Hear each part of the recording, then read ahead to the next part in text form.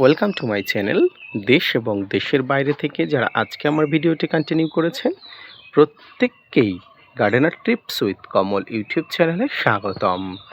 ছাদ বাগানে আমাদের সবচেয়ে পছন্দের একটি গাছ যদি বলি, সেই গাছটি হলো সাইট্রাসের গাছ, অর্থাৎ লেবু গাছ। লেবু গাছ হলো এমন একটি গাছ যে গাছটি কারণে অকারণে বিভিন্ন ধরনের সমস্যার মধ্যে পড়ে, বিভিন্ন সমস্যায় জর্জরিত হয়। তাই সাইট্রাসের গাছগুলোকে পরিচর্যা করতে শেখার আগে আপনাকে আগে ধৈর্য ধরা শিখতে হয়। আজকের ভিডিওর আলোচনার বিষয়বস্তু হলো লেবু গাছের বিভিন্ন রোগ ব্যাধি সংক্রান্ত এবং সেই রোগগুলোকে কিভাবে নির্মূল করা যায়, সেই রোগগুলোকে নির্মূল করার বিভিন্ন উপায় সম্পর্কে। আসুন আজকের ভিডিওটি দেখতে থাকুন, না স্কিপ করে কন্টিনিউ করুন।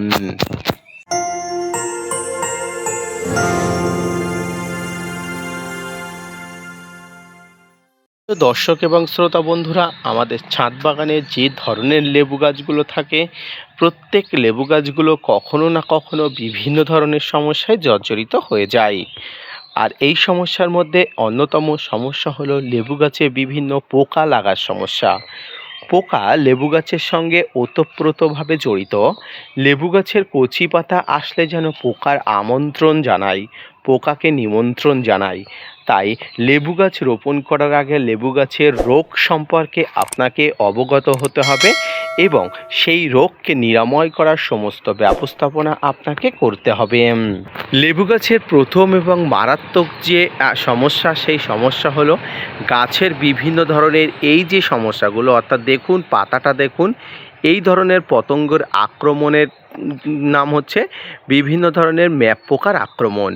সাদা মাছির আক্রমণজনিত কারণে এই পাতার ভিতরে এই সমস্যা হয়ে যায় এবং এই পাতার উপরের অংশ নিম্ন অংশে একদম কুঁকড়ে দুমড়ে মুচড়ে যায়, পাতাগুলো নষ্ট হয়ে যায়, ছোট ছোট পতঙ্গরা পাতার মধ্যে আশ্রয় নেয়, বাসা বাঁধে, এরপরে পাতার উপরে ম্যাপের আকৃতি ঘোরাফেরা করে। সেই জন্য এই রোগটার নাম হলো ম্যাপ পোকা।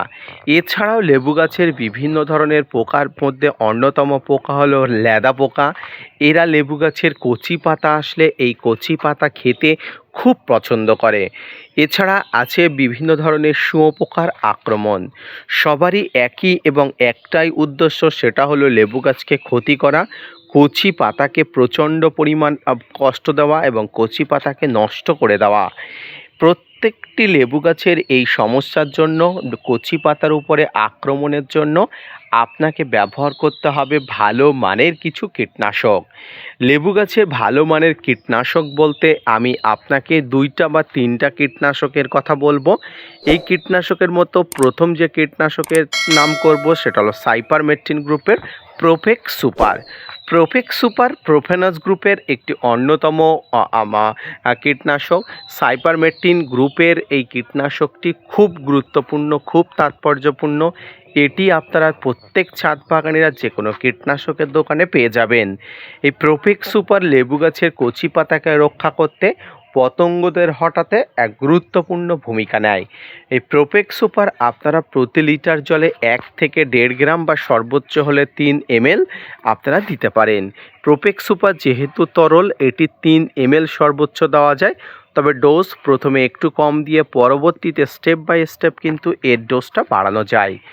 দ্বিতীয় যে কীটনাশকের নাম বলবো সেটি হলো অবশ্যই ডাইমার্টের 30% কম্পোজিশনের, অর্থাৎ ডাইমার্টের 30% কম্পোজিশনের যে কীটনাশকগুলো আছে বাজারে বিভিন্ন ধরনের নামে পাওয়া যায়। আমি কম্পোজিশনটা বলে দিলাম, ডাইমার্টের 30% কম্পোজিশন। এবং তৃতীয় যে কীটনাশকের নাম আমি বলবো ইমিডাক্লোপিড 17.8 SL। ইমিডাক্লোপিড 17.8 SL কম্পোজিশনের এই কীটনাশকগুলো লেবু গাছের প্রচণ্ড রক্ষা, লেবু গাছের পাতার সেফটি সব করতে কিন্তু সাহায্য করে। প্রিয় দর্শক, তাই যারা ভারতে থাকেন তারা সাইপারমেথ্রিন এবং ডাইমার্টের 30% এবং ইমিডাক্লোপিড এই 3টি গ্রুপের কীটনাশকের মধ্যে যে কোনো একটি, বা যদি আপনার সামর্থ্য থাকে 3টি গ্রুপের কীটনাশকই আপনি হাতের কাছে রাখবেন। উল্টে পাল্টে স্প্রে করলে, অর্থাৎ যখনই আপনি সপ্তাহে একবার করে স্প্রে করবেন, যদি একটু ভ্যারাইটি করে স্প্রে করেন তাহলে কিন্তু গাছ অনেক অংশে ভালো থাকবে। এবার আসি যারা বাংলাদেশ থেকে আমার সম্মানীয় বন্ধুগণ আমার এই ভিডিওটি দেখছেন, তারা কি ধরনের কীটনাশক ব্যবহার করবেন। বাংলাদেশি বন্ধুরা এই কীটনাশকের যদি কীটনাশকগুলো পেয়ে যান, অর্থাৎ আপনি এই নামের কীটনাশক না পেলে এই গ্রুপের কীটনাশকগুলো যদি পেয়ে যান তাহলে নিয়ে নিতে পারেন। আর যদি আপনারা এই গ্রুপের কীটনাশক না পান তাহলে অবশ্যই আপনারা ইমিডাক্লোপিড গ্রুপের কীটনাশক পেয়ে যাবেন। আর এই ইমিডাক্লোপিড গ্রুপ সারা পৃথিবীতে কিন্তু ভালো একটা বড় কোম্পানি। ইমিডাক্লোপিড অবশ্যই ইমিডাক্লোপিড গ্রুপের আপনারা কীটনাশক নিয়ে নেবেন। এছাড়াও আপনাদের বাংলাদেশি যে সমস্ত কীটনাশকগুলো আছে, যারা কীটনাশক এক্সপার্ট, তাদের কাছ থেকে জেনে নিয়েও কিন্তু আপনারা এই কীটনাশক ব্যবহার করতে পারেন। তবে ইমিডাক্লোপিড, ডাইমাটের 30% এই ধরনের কীটনাশকগুলো সারা পৃথিবীতে পাওয়া যায়, মোটামুটি একটু ভিন্ন নামে। তাই লেবু গাছের পাতা নষ্ট থেকে শুরু করে পাতা হামলাকারী লেদা পোকা সব সমস্যার সমাধানের জন্য আপনাকে কিন্তু ব্যবহার করতে হবে কীটনাশক।